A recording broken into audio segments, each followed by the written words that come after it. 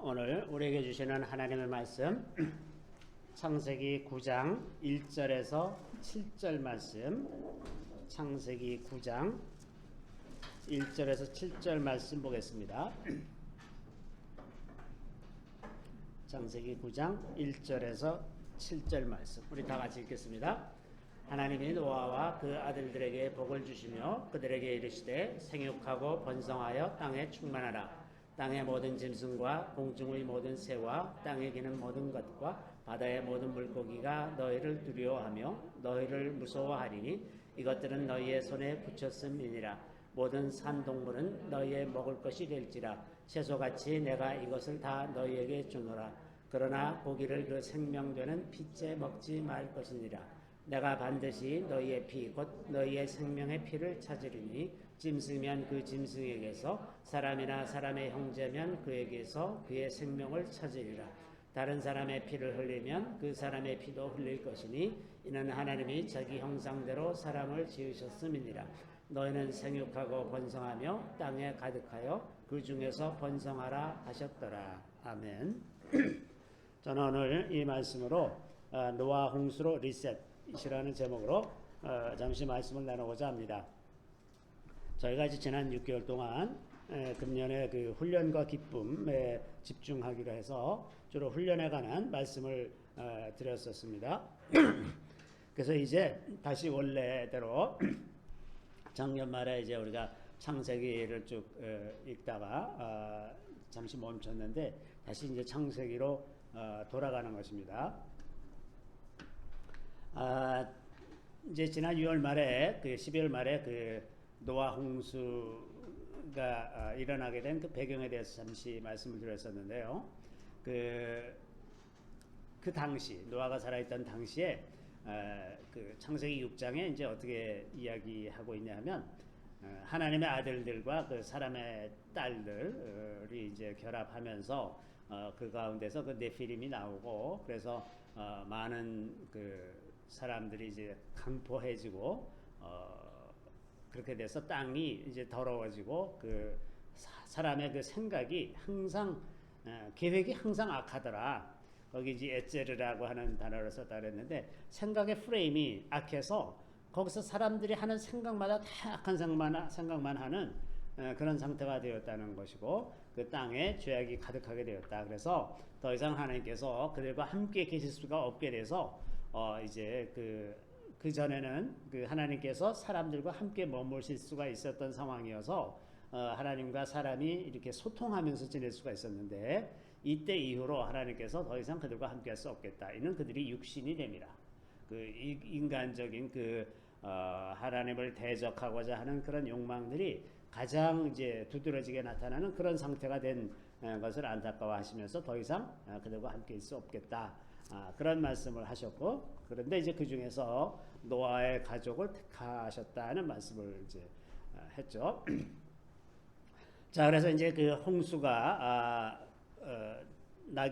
나게 되었는데 그러기 전에 이제 먼저 그 노아에게 방주를 만들라고 이렇게 말씀하셨습니다. 그것이 이제 6장 14절에서 17절에 기록이 되어 있는데 그 방주의 크기가 길이가 이제 300규빗, 그러니까 한 규빗이 45cm 정도로 계산을 하는데 뭐 쉽게 생각하기 위해서 50cm라고 하면 길이가 한 150m 정도 되고 너비가 50m는 한 50규빗, 그러니까 너비가 한 25m 정도 되고 높이가 30규빗, 그러니까 한 15m 정도가 되는 거죠. 이런 배를 만들도록 그렇게 말씀하셨습니다. 이게 부피를 계산해 보면 대략 한 56,000톤 정도가 되는데 이것을 선박 연구하는 사람들이 이것을 가지고 그 흘수선이라고 그러죠. 이렇게 배가 가라앉아서 이렇게 물을 내보내는 양, 그걸 기준으로 하면 대략 한 3만 톤 가까운 배라고 합니다. 요즘에 이제 몇만 톤급 말할 때 한 3만 톤급 정도 되는 건데 굉장히 큰 상선이죠. 3만 톤급이면. 근데 이제 그 미국 해군 연구소에서 이 사이즈를 가지고 이제 그 실험을 했습니다. 배를 만들기 전에 어떤 그 수조 같은 데다가 배 모형을 만들어 가지고 거기에 이제 막 파도를 일으키고 막 그 물을 동요하게 해서 이 배가 어떻게 얼마나 안정성이 있는지 그런 걸 실험을 하는데 굉장히 놀랍게 이 배가 안정성이 있는 것이 입증이 됐어요. 그래서 이제 2차 대전 때 그 수송선을 만들 때 이 비율로 만들었다 그래요. 실제로 굉장히 전복이 되지 않는 그런 거라는 거죠. 아마도 우리나라에서도 이런 실험을 했던 적이 있었던 것 같습니다. 이게 보면 이게 1993년도에 이제 신문에 보도됐던 내용인데 한국일보하고 이제 국민일보에 우리나라의 해사기술연구소라는 데서 이 모형을 만들어서 이제 해보니까 복원 안정성, 그다음에 파랑 안정성, 구조 안정성이 굉장히 뛰어나더라는 거죠. 실제로 해보니까. 그래서 굉장히 이게 과학적인 사이즈였다라는 것이고요. 그리고 이제 하나님께서 그 크기를 말씀하시고서는 위에서 한 규빗의 창을 내라. 그러니까 위에서 한 규빗이니까 한 45cm 정도 되는 그 밑에 이렇게 창을 냈다는 뜻입니다. 그러니까 물이 그만큼 가까이 찰 것이라고 이제 예상을 하고 그 정도의 창을 낸 것이라고 생각이 듭니다. 그리고 7장 16절에 보면 6장 16절에 보면 문을 옆으로 내라고 돼 있어요. 문을 옆으로 내라. 그러니까 문을 만약에 이렇게 옆으로 안 내고 수직으로 내면 물이 새 들어올 거다니까 어느 정도 차면. 그러니까 이제 문을 옆으로 내는 것이 맞겠죠. 그래서 문을 옆으로 내라고 말씀하셨고 그 안에는 이제 상중하 3층으로 만들었습니다. 높이가 한 15m 정도 되니까 한 층의 높이가 약 5m 정도씩 해서 15m. 그러니까 5m면 상당히 높은 거예요. 이게 한 2.3m 정도 될 텐데 이게 2배 정도니까 꽤 높은 높이죠. 그리고 우선 이제 생명의 기운이 있는 모든 육체를 멸하실 것이라고 이제 17절에 말씀을 하시고 노아와 이제 그 언약을 세우시는 것이 이제 6장 18절에 있는데 6장 18절에 보면 그러나 너와는 내가 내 언약을 세우리니 너는 내 아들들과 내 아내와 내 며느리들과 함께 그 방주로 들어가고 그래서 이제 그 8식구가 되잖아요. 그 8식구가 이제 그 방주로 들어가서 구원을 얻었는데 한자에는 그 창세기라든지 이 고대 성경에 기록된 내용들이 그런 흔적을 가지고 있는 한자들이 굉장히 많습니다. 그 AD 2세기 정도에 그 중국에서 그 한자의 기원을 하나하나씩 이렇게 밝혀놓은 책이 있는데 제가 그 책 제목을 잊었는데 그 책에 보면 이제 이 한자는 원래 무슨 뜻에서 이렇게 만들어졌다. 이제 그런 내용들이 쭉 있는데 그 내용들이 이제 창세기의 내용들과 굉장히 유사한 내용들이 이제 거의 굉장히 많이 기록되어 있습니다. 그래서 한자의 그 근원이 이런 창세기 같은 내용이 있는데 그 중에 이제 이런 배선자죠. 이 배선자가 그 파자를 해보면 주자에다가 그 다음에 8팔자, 입구자 그렇잖아요. 배주자는 주와 선은 뭐가 다르냐면 이 선은 이렇게 항해해서 가는 걸 선이라고 그래요. 그 주는 바다에 떠 있는 겁니다. 물에 떠 있는 것을 주라고 합니다. 이력편주. 그럼 물에 떠 있는 거예요. 그래서 물에 떠 있는 것에 8식구가 탔어요. 그것이 이제 배선자거든요. 이게 지금 그 창세기에 있는 이 홍수 이야기가 한자에 그 남아있는 흔적들이죠. 자, 이렇게 해서 8명이 그 방주에 타게 됐고, 그 다음에 새와 가축과 땅에 기는 모든 것이 종류대로 각기 둘씩 나오게 하실 것이라고 말씀하셨고, 그 다음에 거기다가 먹을 양식을 저축해라 그랬습니다.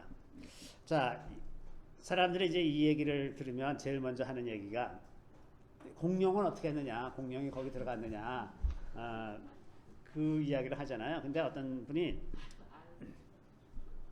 그 계산을 해봤답니다. 이 동물들의 평균 크기를 계산해 보니까 동물들의 평균 크기는 토끼보다 좀 작답니다.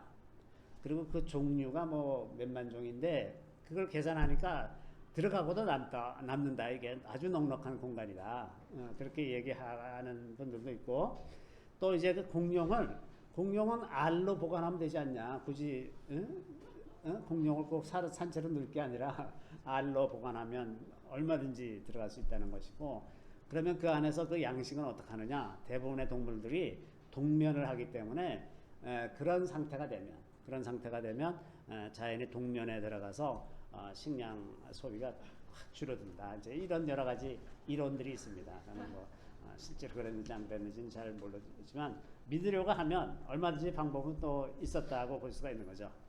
자, 그 다음에 이제 7장으로 가면 이제 방주로 들어가라는 말씀을 하시죠. 여호와께서 너와에게 이르시되 너와 내 온 집은 방주로 들어가라. 이 세대에서 내가 네 앞에 의로움을 내가 보았음이니라. 자, 여기 보면 우리가 조금 잠깐 생각하고 넘어가야 될 것이 있습니다. 방주를 지은 것은 분명히 그 노아와 그 가족들이었는데 주님이 지금 다시 이야기를 말씀하시면서 방주로 들어가라. 우리 생각에는 노아가 방주를 지었으니까 당연히 들어갈 것 같아요. 그죠? 당연히 들어갈 권리가 있는 것 같이 생각이 드는데 주님은 뭐라고 말씀하셨냐면 이 세대에서 내가 내 앞에 의로움을 내가 보았다. 내가 정말 의인이기 때문에 내가 너에게 방주로 들어가기를 허락한다. 이런 취지로 말씀하시는 거예요. 자, 사실 조금 더 곰곰 생각해 보면 우리가 포도원을 가꾸고 집을 지었다고 해서 꼭 우리가 살게 되는 건 아니고 우리가 누리게 되는 건 아니죠. 우리 인생에는 우리가 수고한 것을 남이 누리게 되는 경우들도 왕왕 있습니다. 그렇죠? 우리 인생에서 그런 경우들을 많이 보죠. 그래서 이제 하나님께서 이렇게 말씀하시는 걸 보면 그 노아가 그 방주를 짓는 모든 과정에서도 끝까지 그 의로움, 하나님을 신뢰하고 신실하게 그 일을 했었다는 것을 짐작할 수가 있습니다. 그런 의로움 때문에 이제 노아에게 그 방주로 들어가라 이렇게 허락하시는 거죠. 그래서 정결한 짐승은 암수 7씩, 부정한 것은 암수 2씩, 공중의 새는 암수 7마리씩 이렇게 들어가라고 이렇게 하셨고 그때가 이제 노아가 600세 되던 때였습니다. 7일 후에 이제 비가 내리기 시작했는데 그 전까지 이 지구 위에는 비가 내리질 않았었습니다. 창세기 2장 5절 6절에 보면 이렇게 되어 있습니다. 여호와 하나님이 땅에 비를 내리지 아니하셨고 땅을 갈 사람도 없었으므로 들에는 초목이 아직 없었고 밭에는 채소가 나지 아니하였으며 안개만 땅에서 올라와 온 지면을 적셨더라. 비가 없었어요. 비라는 것이 오지 않았었어요. 우리가 이걸 짐작하기가 좀 어렵지만 비라는 것이 오지 않았다는 겁니다. 그리고 맨 처음에 창세기 1장에 보면 그 물을 가를 때 하늘 궁창 위의 물과 궁창 아래의 물로 갈랐다고 이렇게 말씀하세요. 그러니까 땅 위에도 이제 물이 있거니와 그 궁창 위의 물, 말하자면 지구가 이렇게 그 물로 둘러싸여져 있는, 물론 이 지금과 같은 물의 형태가 아니라 무슨 수증기라든지 물방울이라든지 이런 거겠지만, 그래서 지구 전체가 이렇게 어떤 그 물로 둘러싸여 있어서 그렇게 될 때 이게 온실 효과가 있잖아요. 이게 빙 둘러싸여 있기 때문에 온실 효과 같이 되거든요. 그래서 아마 우리가 지금 북극 지방이라든지 이런 데에 그 공룡 화석이 발견되고 있거든요. 공룡은 그 아열대성 기후에 사는 짐승인데 그게 어떻게 이 북극 지방에 살았겠느냐? 거기서 왜 그 공룡 화석이 나오느냐? 아마도 그것을 설명할 수 있는 유일한 단서는 이 궁창 위의 물 때문에 지구 환경이 지구 전체적으로 그 아열대성 기후를 갖고 있지 않았을까 이렇게 짐작을 합니다. 어쨌든 비가 오질 않았었어요. 그런데 이제 이 노아가 방주로 들어가고 난 후에 7일 후에 이제 비가 내리기 시작합니다. 자, 우리가 이제 다시 조금 시각을 바꿔서 생각해 보면 노아가 이제 이 방주를 만들고 이럴 때 그 많은 사람들이 조롱을 했겠죠.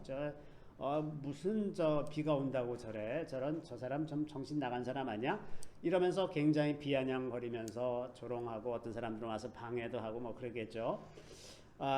그런데 막상 비가 오는 거예요. 난생 처음 한 번도 경험해보지 못한 일이 일어나는데 비가 오기 시작하는 거예요. 비가 오기 시작하는데 이미 7일 전에 방주의 문이 닫혔어요. 저는 이 하나님께서 이 7일을 그 기간을 두신 것도 참 묘하다. 만약에 이게 하루 이틀 뭐 닫자마자 방주에 노아가 다 들어가고 나자마자 비가 온다거나 이랬으면 그 사이에 좀 마음이 흔들리는 사람들도 있고 그랬을 텐데 그 방주 안에 갇혀서 이 노아와 가족들이 이 멀쩡한 날에 왜 우리가 방주가 들어가야 되는 거야? 그러면서 그 안에 갇혀 있을 때 무슨 생각을 하면서 지냈을까? 아주 그게 굉장히 궁금합니다. 비도 안 오고 온다던 비도 안 오는데 이 진짜 뭐야 이게? 그런 생각을 했을 것 같은데 그 7일이 지나고 나서 비가 오기 시작하는데 비가 이제 계속 올라오니까 그때가 이제 그 노아가 600세 되던 해 2월 17일부터 이제 비가 내리기 시작했는데 그게 어느 때였냐 하면 그 무드셀라가 이제 죽던 해에 이 홍수가 시작됐습니다. 근데 무드셀라의 이름이 그것을 정하였다. Man of Dart. 다트 있죠. 다트 이게 목표로 해서 던지는 그 무드는 이제 사람이라는 뜻이고 셀라는 목표라는 뜻입니다. 그러니까 목표를 정한 사람, 무드셀라를 이 땅에 보내면서 저 사람을 하나의 그 목표로 정한 그 사람이 죽던 해에 홍수가 시작됐다는 거죠. 그래서 40일 동안 비가 왔는데 7장 20절에 가면 물이 15규빗 오르니 산들이 잠겼다 그랬습니다. 7장 20절에. 그러면 물이 15규빗 왔으니까 한 7, 8m 정도 물이 차니까 산이 다 잠겼어요. 그랬다는 얘기는 그 전까지는 산의 높이가 기껏해야 8m였다는 겁니다. 그죠? 그러니까 얕은 동산 같은 수준으로 지구가 되어 있었지 지구같이 높은 산과 깊은 계곡이 있는 그런 구조가 아니었다는 거예요. 아주 얕은 산. 그래서 산이 다 잠기고 나니까 그 정도면 이게 하루 평균 강수량이 한 175mm 정도 제가 계산해 보니까 그런데 이 물이 도대체 어디서 왔다는 말인가? 이제 이 성경이 분명히 기록하고 있는 것은 궁창 위에 물이 떨어졌다 그랬어요. 맨 처음에 이제 창조시에 지구 위의 물과 궁창 아래의 물로 이렇게 나눠져 있었는데 그 궁창 위의 물이 떨어지고 두 번째는 기품의 샘에서 터졌다고 되어 있습니다. 7장 11절에 보면 노아가 600세 되던 해 둘째 달 곧 그 달 11의 날이라 그날에 큰 기품의 샘들이 터지며 하늘의 창문들이 열려 이렇게 되어 있어요. 자, 그 기품의 샘이 터졌다고 되어 있는데 이 기품이라는 테홈이라는 단어가 창세기 1장 2절에 보면 땅이 혼돈하고 공허하며 흑암이 기품 위에 있고 흑암이 기품 위에 있다. 그 표현의 기품입니다. 그러니까 테홈이라는 것이 있는데 그거는 이제 사람이 접근할 수 없는 알지도 못하는 그런 곳이 테홈이라는 곳이 있어요. 그 테홈이라는 곳에서 이제 물이 터져 올라왔다는 것이고 그 창세기 1장 2절에 그 흑암이 기품 위에 있고 흑암이 그 테홈이라는 것이 가려져 있다는 거예요. 흑암이 기품 위에 있다는 거는 그래서 가려져 있어서 사람에게는 보이지 않는데 어떤 그런 곳이 있어서 거기서부터 물이 다 터져 나왔다는 겁니다. 그래서 이제 이렇게 물이 다 40일 동안 비가 왔고 그 다음에 이제 150일 동안 땅에 그 비가 넘쳤다고 합니다. 그래서 이 기간에 아마 지구의 격변이 일어난 것 같습니다. 그 진화론자들은 지구가 수억 년 동안 이렇게 오랜 세월에 걸쳐서 차근차근 지층이 쌓여서 이렇게 그랜드 캐년 같은 지층을 만들었다고 그렇게 주장을 해왔는데 최근 수십 년에 이루어진 그 연구 결과는 그거와 좀 다릅니다. 제가 동영상에서 그 일부 아주 작은 부분들을 좀 편집을 해서 몇 가지만 보여드리려고 그러는데 이거는 이제 그 창세기 대홍수 그랜드 레퀴엠이라는 동영상을 예전에 CGN TV에서 제작한 것이 있었는데 지금도 그 유튜브에 찾아보시면 있습니다. 창세기 대홍수 그랜드 레퀴엠 거기에서 이제 일부 조금만 편집했습니다. 이를 입증하는 사례가 1980년 세인트 헬렌스 산에서 발생했다. 당시 화산 폭발로 대규모 산사태가 발생했고 고밀도 지능의 저탕류가 시속 100km의 빠른 속도로 흘러내려갔다. 이때 산 밑에는 7.5m의 뚜렷한 지층이 형성됐는데 5시간이 채 걸리지 않았다. 반복적인 지층의 작은 단위를 층리라고 하는데 층리가 경사를 보인다고 해서 사층리라고 한다. 이 사층리를 통해 알 수 있는 것은 당시에 흘렀을 물의 방향과 속도 그리고 물의 양이다. 세계에서 사층리로 가장 유명한 곳, 미국 유타주에 있는 자이언 캐니언이다.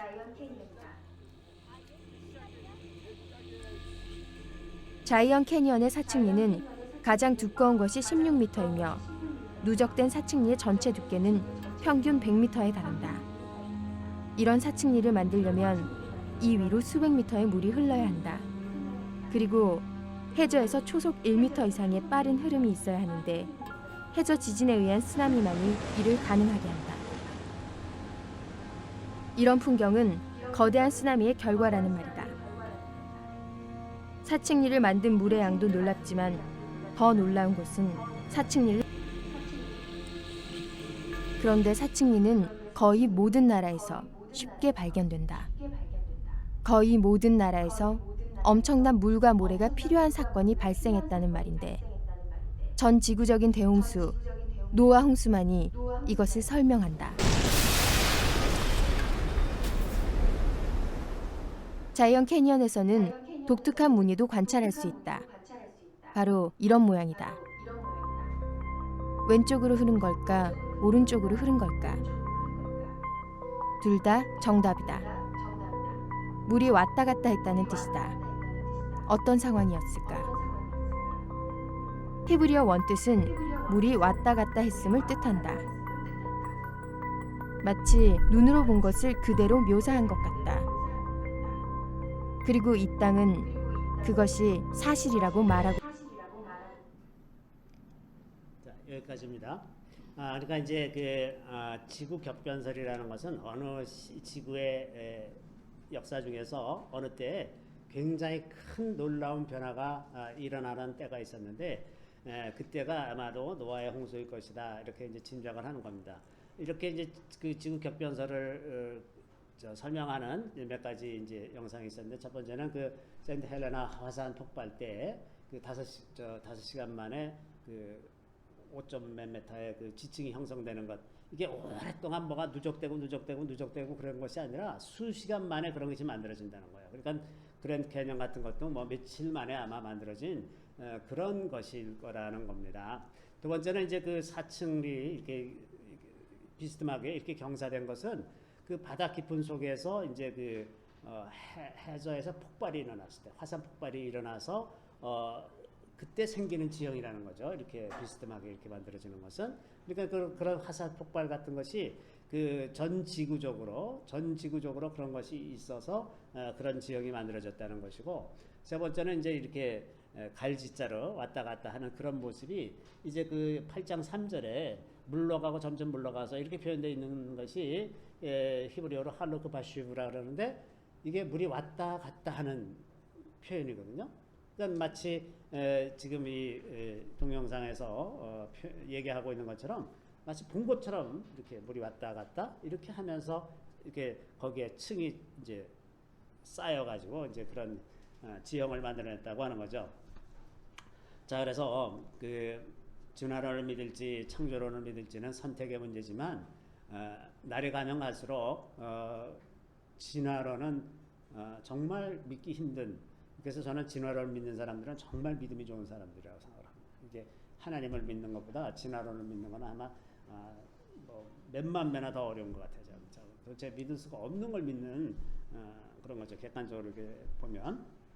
자, 그 다음에 이제 7월 17일이 돼서 그 방주가 아라랏산에 머물렀고 10월 1일이 되니까 산들의 봉우리가 보였다 그랬습니다. 그래서 까마귀도 날리고 비둘기도 날려보고 그랬더니 비둘기가 뭐 감람나무 잎사귀를 가져오기도 했고 또 7일 후에 날려버렸더니 비둘기가 다시 돌아오지 않았다. 갈 수 있는 데가 있었다는 거죠. 그 다음에 이제 601세가 되던 해, 그 다음 해에 1월 1일 땅에서 물이 거치고 이제 노아가 방주 뚜껑을 열고 보니 지면에서 물이 거쳤다 하는 게 이제 8장 13절에 있고요. 그 다음에 이제 2월 27일, 그러니까 1년하고 열흘 만에 노아가 방주에서 나왔습니다. 하나님께서 그때 방주에서 나가라고 말씀하신 내용이 8장 15절에서 17절에 기록되어 있죠.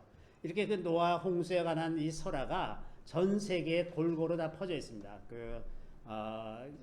1980년대 조사한 바에 의하면 전 세계 57군데에서 이런 노아의 홍수 설화가 전해진다고 그러는데 사실은 단군설화에도 이 노아의 홍수에 관련된 내용이 있습니다.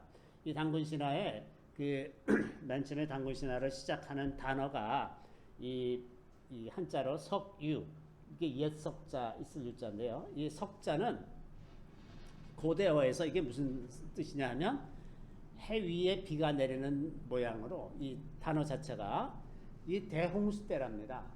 그래서 고대 한자어를 전공하는 분이 이제 한국에 예전에 그 숙대 교수로 계셨다는 분이 계셨는데 그분에게 이제 가서 어떤 분이 이제 이게 무슨 뜻입니까 했더니 그건 홍수 때를 얘기하는 거다. 그래서 이제 그 노아의 홍수에 관한 내용이 우리 단군 신화에도 이제 기록이 되어 있는 걸로 보이는 거죠. 그 단군 신화에 그 단군이 비구름 바람 거느리고 이 땅에 오셨다는 그런 내용이 있지 않습니까? 그 우사, 운사, 풍사 그걸 이제 계급 관직명으로 이렇게 이해하는데 저는 저 흔적이 바알 신앙에서 왔을 것이다. 왜냐하면 바알은 그 비와 구름과 바람의 신입니다. 바알. 그래서 바알 신앙의 흔적, 그 단군 신화를 믿게 된 민족이 그 뿌리가 바알 신앙과 관계 있는 민족이었을 것이다. 저는 이렇게 생각을 합니다. 그래서 우리 조상들이 이 바알 신앙과 관계가 있었을 것이다. 이런 생각을 합니다. 자, 그다음에 이제 오늘 본문에 노아 언약으로 이제 돌아오게 되면 이제 노아 언약에 보면서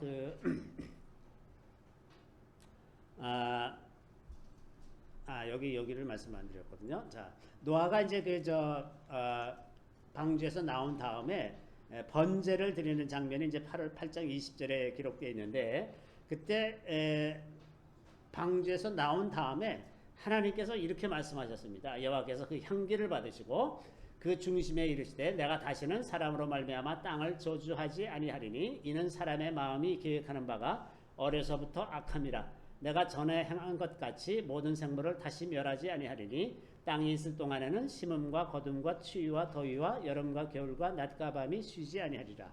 자, 이제 다시는 물로 멸하지 않겠다고 이제 약속을 하시는데 중요한 기록이 여기 있는 것이 22절에 땅이 있을 동안에는 심음과 거둠과 추위와 더위와 여름과 겨울과 낮과 밤이 쉬지 아니하리라. 이 말씀이 그전에는 없었던 말씀이에요. 그러니까 추위와 더위는 언제 생겨났느냐? 노아의 홍수 이후에 생겨난 겁니다.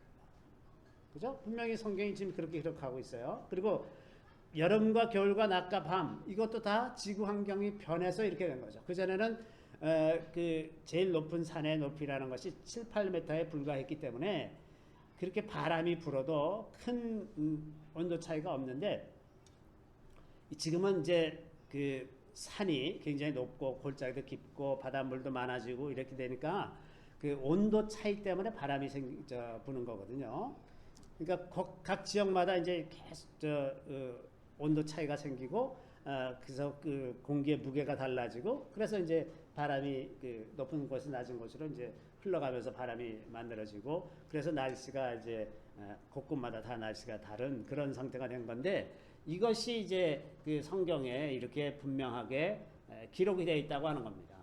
심음과 거둠이 있고 예전에는 그저 초목이 자연스럽게 자라나는 것 그 열매를 먹으면 되는 상황이었는데 지금은 이제는 심고 거두는 일이 있어야 되는 그러니까 기후가 예전 같지가 않다는 거예요.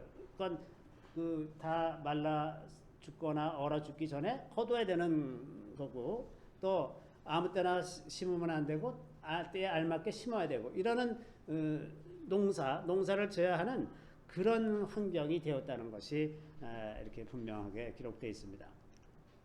자, 그래서 이제 오늘 9장으로 들어가는데 9장에 이제 하시는 말씀을 그 창세기 1장 28절에 하셨던 말씀하고 비교해 보면 약간의 차이가 있습니다. 여기 창세기 1장 28절 맨 처음에 하나님께서 천지 만물을 창조하시고 사람에게 복을 주실 때 이렇게 말씀하셨죠. 하나님이 그들에게 복을 주시며 하나님이 그들에게 이르시되 생육하고 번성하여 땅에 충만하라. 그리고 땅을 정복하라는 말이 있었어요. 땅을 정복하라는 말은 땅이 악한 세력에게 넘어가지 않도록 어떤 악한 세력이 있음을 전제로 하는 거예요. 그죠? 그 땅을 정복하라는 말씀이 있었고, 그 다음에 이제 바다의 물고기와 하늘의 새와 땅에 움직이는 모든 생물을 다스리라 그랬습니다. 다스리라. 그랬는데 이제 그 홍수가 난 이후에는 뭐가 달라졌냐 하면 이 정복하라는 단어가 없습니다. 빠졌어요. 더 이상 사람이 그것을 할 수 있는 능력이 없는 거예요. 이제는. 그 다음에 이제 그 땅의 짐승들과 물고기가 너희를 무서워하게 될 거다. 너희를 두려워하며 너희를 무서워하리니 이것들은 너희의 손에 붙였음이니라. 이게 무슨 말이냐면 이제 그 전에는 홍수 이전에는 사람에게 주신 식량이 열매, 채소 이런 것이었는데 노아의 홍수 이후에는 사람에게 짐승을 먹게 하셨어요. 이게 달라졌습니다. 그러니까는 짐승을 먹으려면 잡아야 되잖아요. 그러니까 짐승들이 사람을 두려워하게 됐습니다. 그 적대 관계가 된 거죠. 두려워하고 도망가게 됐어요. 그 사람은 쫓아다니면서 이제 그걸 잡아서 먹게 됐습니다. 이런 자연 환경이 완전히 변하니까 사람이 채소만 먹고 살 수 없는 환경이 된 거죠. 그래서 짐승을 잡아먹는 그런 일이 이제 일어났습니다. 그런데 이게 이제 나중에 다시 돌아가죠. 돌아가서 회복이 되는데 이사야 11장 6절에서 9절 말씀 이게 보이시면 우리 같이 한번 읽어볼까요? 그때 이리가 어린 양과 함께 살며 표범이 어린 염소와 함께 누우며 송아지와 어린 사자와 살진 짐승이 함께 있어 어린아이에게 끌리며 암소와 곰이 함께 먹으며 그것들의 새끼가 함께 엎드리며 사자가 소처럼 풀을 먹을 것이며 젖먹는 아이가 독사의 구멍에서 장난하며 젖된 어린아이가 독사의 굴에 손을 넣을 것이라. 내 거룩한 산 모든 곳에서 해됨도 없고 상함도 없을 것이니 이는 물이 바다를 덮음같이 여호와를 아는 지식이 세상에 충만할 것임이니라. 자, 여기 보면 이제 메시아가 오시고 나면 이런 세상이 될 것이다. 이리가 어린 양과 함께 살고 표범이 어린 염소와 함께 눕고 송아지와 어린 사자와 살진 짐승이 함께 있고 그것들이 어린 아이들에게 끌리고 그러니까 서로 잡아먹고 이러는 것이 이제 끝났어요. 더 이상 있질 않습니다. 젖먹는 아이가 독사의 구멍에서 장난쳐도 독사가 물질 않아요. 자, 이런 상태가 지금 노아의 홍수 이전의 상태로 돌아가는 것을 말하는 거죠. 그래서 그렇게 되는 그 배경에는 물이 바다를 덮음같이 여호와를 아는 지식이 세상에 충만할 것임이라 그러는데 저기서 세상이라고 하는 것은 사람뿐만 아니라 모든 짐승들까지 포함하는 겁니다.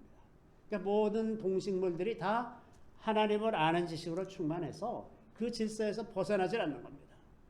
이렇게 회복이 되는 것이 예견되어 있는 거예요. 그래서 그 예수 그리스도의 회복의 사역은 사람을 회복시킬 뿐만 아니라 모든 피조물들을 다 원래의 질서로 회복시키는 그런 측면을 가지고 있다고 하는 것입니다. 자, 그 다음에 이제 생육하고 번성하여 이제 땅에 충만하라 그랬는데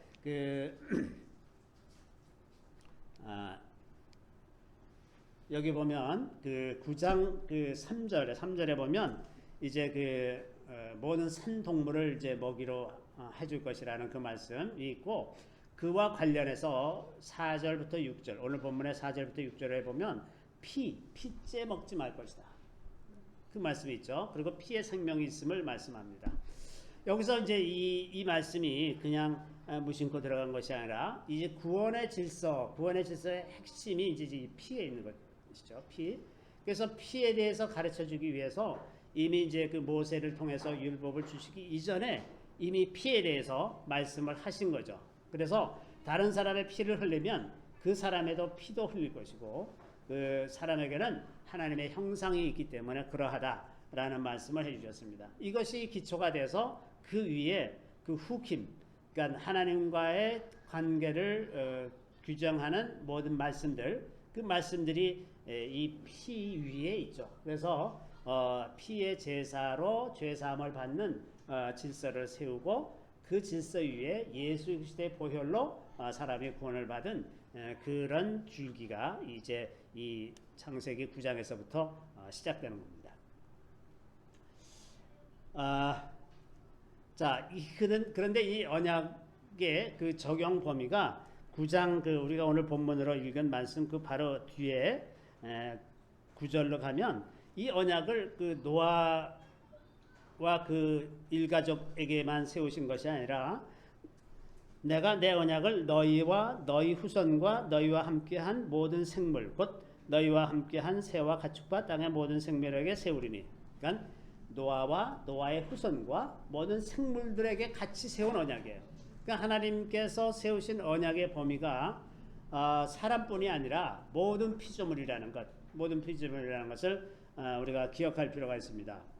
자, 이렇게 언약이 이제 세워지면서 땅을 멸할 홍수가 다시 있지 아니하리라고 약속을 하고 그 약속의 증거로 이제 무지개를 주셨습니다. 자, 우리가 생각하기에 무지개라는 것은 그냥 자연 현상이죠. 네, 해가 이제 어떤 각도에서 비추면 그 물방울에서 그 이제 빛이 반사되면서 굴절되면서 반사되면서 이제 사람들이 보기에는 이제 빛이 갈라져서 이렇게 보이기 때문에 굴절각이 달라서 그렇게 되는데 이게 자연현상인데 어떻게 해서 이것이 무지개가 증거가 되느냐. 우리가 분명히 아는 것은 그 이전에는 이 땅에 비가 오지 않던 그런 시절에는 무지개라는 것이 없었다는 거예요. 그죠? 그렇기 때문에 그런 각도에서 보면 무지개가 증거가 되는 것은 충분히 있을 수 있는 일이다. 그래서 그 하나님께서 다시는 이 물로 이 땅을 심판하지 않겠다. 이제 그렇게 말씀하시는 것이고, 그래서 이제 그 10장, 그 창세기 10장으로 가시면 그 족보가 쫙 나오잖아요. 족보가 나오는 거는 이제 생육하고 번성하라 그랬더니 그것이 어떻게 생육하고 번성했는지 금방 이어지는 겁니다. 이렇게 놀랍게 금방 번성하게 되었다. 그래서 10장이 이제 기록이 됐고요. 자, 이 노아의 교훈이 오늘날 우리하고 무슨 상관이 있느냐? 성경에서 이 노아에 관한 이야기는 마지막 때에 관한 이야기의 굉장히 중요한 모델이 됩니다. 그래서 예수님께서 마태복음 24장에 보시면 마지막 때에 대해서 제자들이 궁금해하니까 제자들에게 그것을 잘 설명을 해주시면서 그때가 마지막 때와 같을 것이다. 그 노아의 때와 같을 것이다. 이렇게 말씀하십니다. 우리 같이 한번 읽어보겠습니다. 그날과 그때는 아무도 모르나니 하늘의 천사들도 아들도 모르고 오직 아버지만 아시느니라. 노아의 때와 같이 인자의 임함도 그러하리라. 홍수전에 노아가 방주에 들어가던 날까지 사람들이 먹고 마시고 장가들고 시집가고 있으면서 홍수가 나서 그들을 다 멸하기까지 깨닫지 못하였으니 인자의 임함도 이와 같으리라. 자, 우리가 이제 예수님이 이렇게 말씀하셨는데 이걸 곰곰이 생각해 보면 사람들이 그 노아가 방주에 들어가던 날까지 먹고 마셨다. 근데 노아가 그 방주를 짓는 이 120년 동안 사람들이 다 알 수 있었잖아요. 몰랐던 것이 아니라 알았어요. 알았는데 깨닫지 못한 것이. 저게 말이 안 되는 거다. 저거는 있을 수 없는 일이다. 이렇게 생각해. 무슨 그런 일이 있겠어. 이렇게 받아들이지 않았다는 것이지. 그런 일이 있을 거라고 하나님께서 말씀하셨을 수도 있다. 저 노아라는 사람이 그랬을 수도 있다. 이렇게 생각은 할 수 있었던 거죠. 근데 그거를 받아들이지 못했다는 그런 이야기죠. 그래서 완전히 멸하기까지도 깨닫지 못했다. 이게 도대체 웬일이지? 이게 웬일이야? 이런 일이 있을 수가 없는데 웬일이지? 그러다가 그냥 다 망했다는 거예요. 근데 이제 오늘날에도 그 주님의 재림에 대해서 우리가 생각하는 바가 비슷합니다. 그 많은 그리스도인들이 그 하나님의 심판이 임하고 있다거나 예수님의 재림이 가까웠다 이런 이야기를 하면 아주 그 좀 수준 낮은 신앙을 가진 사람인 것처럼 이렇게 좀 비하하는 눈빛으로 이렇게 보는 사람들이 훨씬 더 많죠. 그걸 진지하게 받아들이고 생각하는 사람보다 비하하는 사람들이 훨씬 많습니다. 그 노아의 때에도 조롱하는 사람들이 훨씬 많지 그걸 조금이라도 진지하게 생각하는 사람이 없는 것처럼 지금도 그 임박한 그 예수님의 재림에 대해서 진지하게 생각하는 사람이 별로 많지 않습니다. 심지어는 뭐 믿는 사람들 가운데서도 뭐 천년왕국에 대해서 믿지 않는 사람들도 너무나 많고 예수님의 재림의 이런 것들도 그렇게 성경대로 믿지 않는 사람들이 거의 대부분입니다. 그래서 예수님이 지금 여기서 말씀하신 것처럼 노아의 때와 비슷하다. 예수님이 다시 오실 때 노아의 때와 비슷할 것이다. 자, 계시록 8장 7절에 보면 이런 말씀이 있습니다. 첫째 천사가 나팔을 부니 피 섞인 우박과 불이 나와서 땅에 쏟아지매 땅의 3분의 1이 타버리고 수목의 3분의 1도 타버리고 각종 푸른 풀도 다 타버렸더라.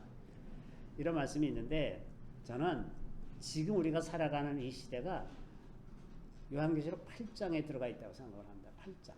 그리고 이게 첫째 천사가 나팔을 불 때 일어난 일인데, 자, 이제 이게 요즘에 전 세계적으로 떨어지고 있는 코로나 우박이라는 거예요. 코로나처럼 삐쭉삐쭉하게 생겼다 그래가지고.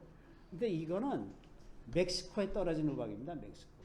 지금 중국은 뭐 그 최근에도 북경에도 왔었고 우한 저런 남쪽 이런 뿐만 아니라 그 지난 6월달에 그 우르무치 신장 우르무치 그 지역에서는 눈이 많이 와가지고 그 가축들이 그 먹을 거 찾지 못하고 막 이러는 상황이 되어 있었고 지금 이 멕시코, 유럽도 이제 이런 우박들이 쏟아지고 있어요.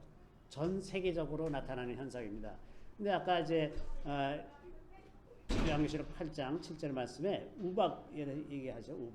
우박이 떨어지는 것에 대해서 말씀하셨습니다. 또 이게 지금 불의 골이라고 하는 화산 때, 요거 지금 이제 2019년 통계입니다. 2019년에 그 지진이 일어난 그 점들을 표시하는 거예요. 요게 이제 그 쭉 불의 고리입니다. 요거 그대로 여기 불의 고리인데, 요건 이제 2019년 것이고 금년은 어떠냐 하면 금년에 지금 일본 주변에 지진이 엄청 많이 나고 있습니다. 작은 지진들이 진도 한 4점 몇, 5점 몇 이렇게 되는 지진들이 일본에 굉장히 많이 나고 있고 지금 그 멕시코에 큰 지진이 얼마 전에 있었고 지금 캘리포니아에도 지진이 일어나고 있고 뉴질랜드 쪽에 지금 지진이 일어나고 있습니다. 이게 다 이제 이렇게 연결이 돼 있어요. 연결돼서 금년에도 이 지진이 작년에 비해서 훨씬 많이 일어나고 있습니다. 그런데 그 둘째 천사가 나팔을 불 때 나오는 현상이 뭐냐 하면 그 화산 폭발이에요. 지진하고 화산 폭발하는 겁니다. 그래서 화산에 폭발해서 그 바위 같은 것들이 이제 바다에 떨어지는 그 장면을 묘사하고 있거든요. 이것이 이런 일들이 일어나기 시작하면 제가 말씀드린 것이 맞구나 이렇게 생각하시면 될 거예요. 요 다음 단계는 뭐냐? 화산 폭발과 지진입니다. 그래서 이제 그 중국에서 최근에 중국 사천성 쪽에서 그 땅에서 이상한 소리가 계속해서 들린다 그런 이야기가 보도되었거든요. 한 10일 이상 땅 속에서 뭔가 이렇게 이 지층끼리 부딪혀서 나는 소리 같은 그런 소리가 열흘 이상 계속되고 있어서 사람들이 뭐 수만 명이 그 소리를 들어보려고 도대체 무슨 소리냐 하고 실제로 이제 인터넷에 보면 그게 촬영해서 그 유튜브에 올린 게 굉장히 많이 있어요. 이런 거라든지 또 일본에서는 무슨 이상한 냄새가 나는 그런 일들에 대해서도 최근에 보도가 되고 있고 이게 굉장히 지금 이제 불안한 이런 상황이고 또 이제 금년에 유럽이 불에 타고 있습니다.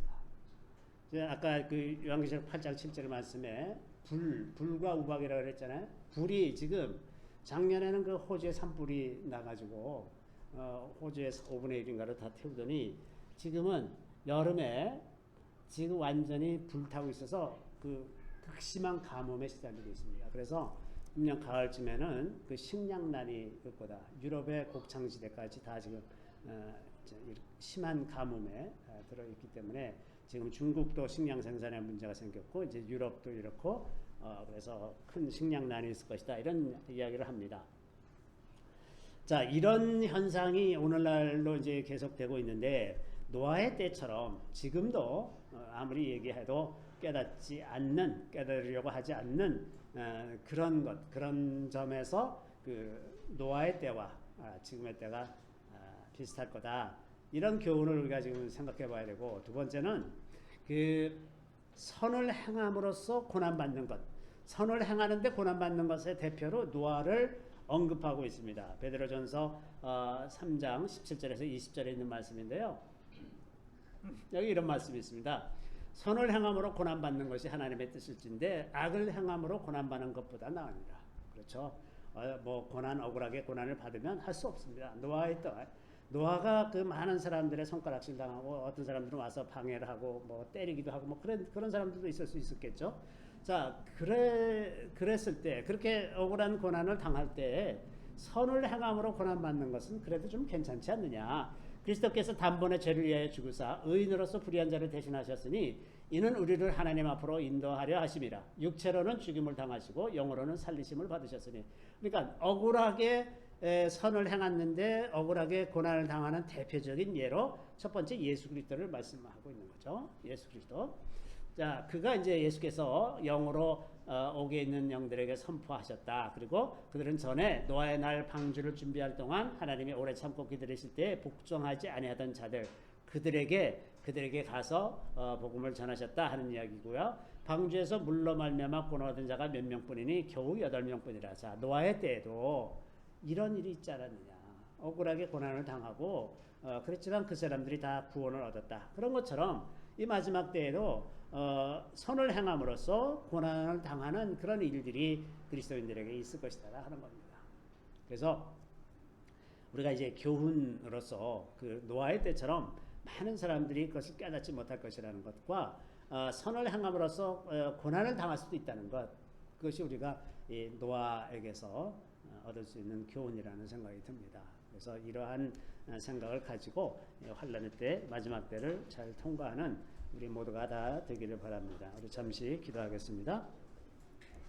우리 주님을 찬양합니다. 주님께서 일찍이 노아의 때에 노아의 의로움을 보시고 구원하신 것처럼 오늘날 예수 그리스도를 믿음으로 말미암아 예수를 우리의 의로 삼고 주님 앞으로 나아가는 모든 이들을 이제 우리 주님의 의로 구원해 주시기를 간절히 바라고 원하옵나이다. 주님, 그때가 다가올 때 우리가 그것을 바르게 분별하게 하시고 두려워하지 아니하고 담대한 마음으로 선을 행하게 하시고 고난을 당할지라도 우리가 두려워하지 아니하고 담대한 마음을 계속해서 유지할 수 있도록 도와주시기를 원합니다. 주님, 이 마지막 때를 살아가는 저희들에게 필요한 모든 능력과 지혜를 주시며 성령으로 충만하게 해주셔서 성령을 따라 살아가는 우리 모두가 되게 하여 주시기를 우리 구주 예수 그리스도의 이름으로 감사하며 기도드리옵나이다. 아멘.